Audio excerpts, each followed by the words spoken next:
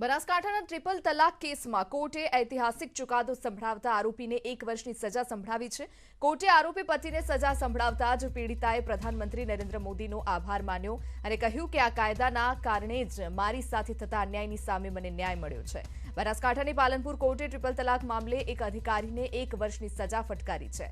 એક પુત્રીની માતાને તરછોડી 3 વાર તલાક કહી અન્ય યુવતી સાથે લગ્ન કરનાર ક્લાસ 1 અધિકારીને કોર્ટે સજા ફટકારતા કોર્ટ પરિસરમાં સન્નાટો વ્યાપી ગયો હતો। કોર્ટે આરોપીને સજાની સાથે 5000 રૂપિયાનો દંડ પણ ફટકાર્યો હતો। ટ્રિપલ તલાકના કેસમાં સજા પડી હોય તેવો રાજ્યનો આ પ્રથમ કેસ છે। સરફરાઝ ખાનને દાંતીવાડા સીપુ નિગમમાં ડેપ્યુટી એન્જિનિયર તરીકે નોકરી મળી હતી।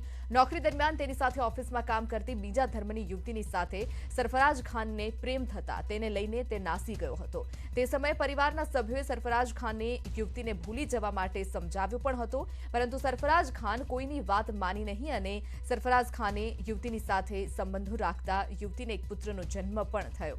ત્યારબાદ તેણે તેની પ્રથમ પત્નીને 3 વાર તલાક તલાક તલાક કહીને ઘરમાંથી કાઢી મૂકી હતી।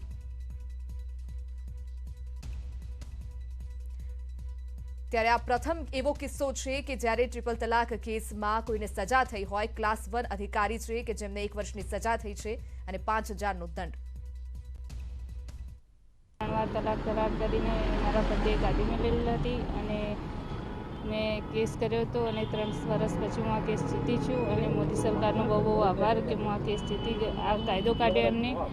અને આવી અને આવીને બેનને મારઝૂલ કરી ગલધાપાતુનો માર માર્યો, 3 વાર તલાક બોલ્યા, જાનથી મારી નાખવાની ધમકી આપી। એની ફરિયાદ પાલનપુર પોલીસ સ્ટેશનમાં દાખલ કરવામાં આવી। ટ્રિપલ તલાકના કેસમાં આરોપી સરફરાઝ ખાન જે પોતે ડેપ્યુટી એન્જિનિયર છે એમને 1 વર્ષની સજા કરવામાં આવી।